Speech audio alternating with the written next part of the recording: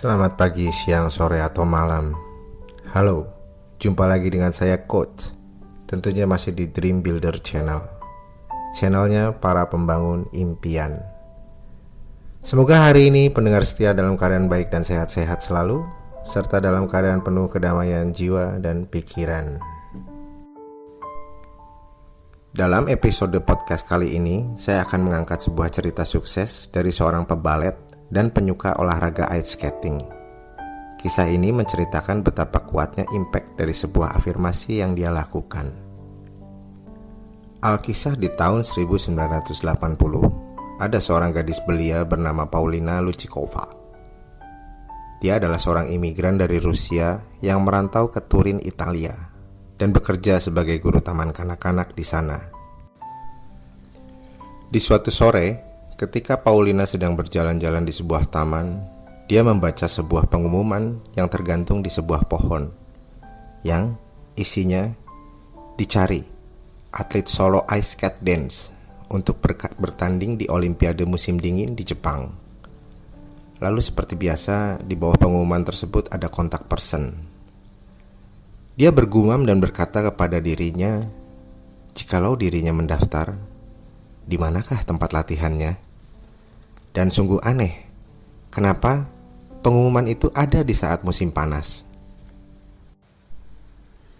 Tetapi karena lebih besar keingintahuannya, dia mengenyampingkan banyak pertanyaan-pertanyaan yang belum dia bisa jawab saat itu. Kemudian dia pun lanjut mendaftarkan melalui surat. Karena zaman itu media telekomunikasi hanya ada surat menyurat. Pokoknya dia hanya just do it. Walaupun slogan tersebut belum dipakai oleh pabrikan sepatu Nike, dia sudah just do it saat itu. Waktu berlalu sampai akhirnya Paulina mendapatkan panggilan dari panitia seleksi. Dan dia sangat terkejut. Ternyata hanya dia seorang yang mendaftarkan diri. Sisa waktu untuk pemberangkatan kontingen cukuplah singkat, hanya bersisa 4 minggu. Paulina dan panitia cabang ice skate menghadapi tantangan yang cukup serius. Saat itu musim panas. Akhirnya, sebagai solusi diambil alternatif latihan menggunakan sepatu roda. Dan kemudian akhirnya sampai pada hari yang mereka tunggu-tunggu untuk berangkat menuju Olimpiade musim dingin tersebut. Persiapan para kontingen-kontingen lain terlihat lebih hebat dan bonafit, tetapi tidak menciutkan semangat kontingen dari Paulina. Walaupun desas-desus membicarakan bahwa mereka adalah tim underdog alias tidak diunggulkan.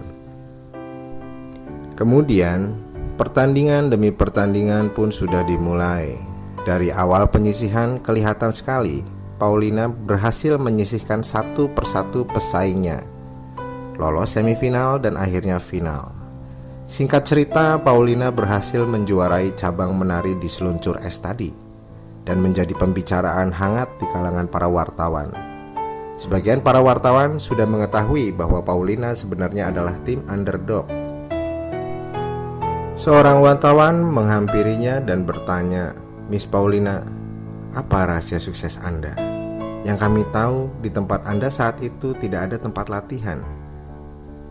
Dengan wajah berseri-seri, Paulina menjawab, "Saya hanya mengerjakan hal yang paling rutin, yang saya mulai ketika saya mendaftarkan diri, dan selama saya menunggu panggilan dari panitia, hingga sampai tadi malam sebelum final, saya selalu membayangkan diri saya berputar, menari, melompat, dan mendarat secara mulus.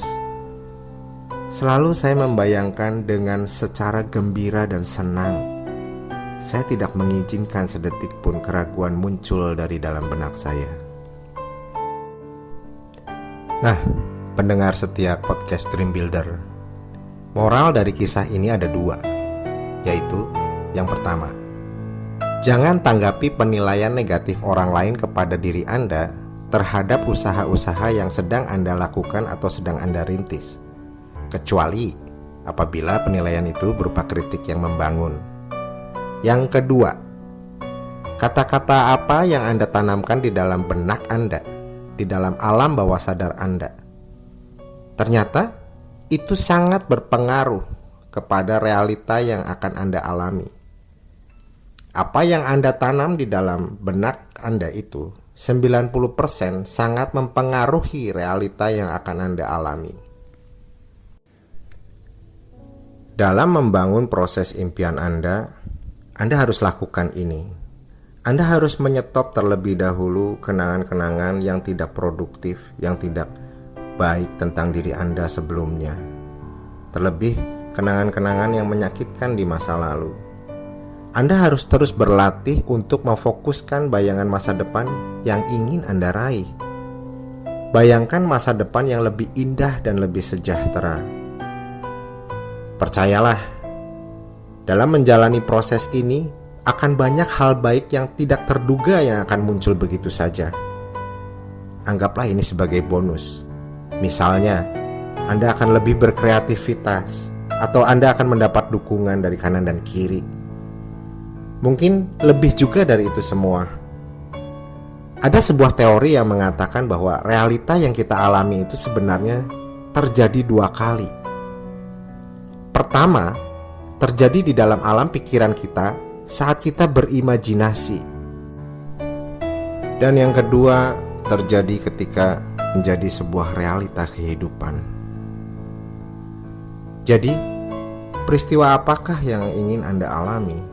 Mari, mulai hari ini, mulai saat ini, Anda bayangkan sedetail mungkin dengan perasaan yang happy, perasaan yang bergembira. Apa yang hendak Anda terima?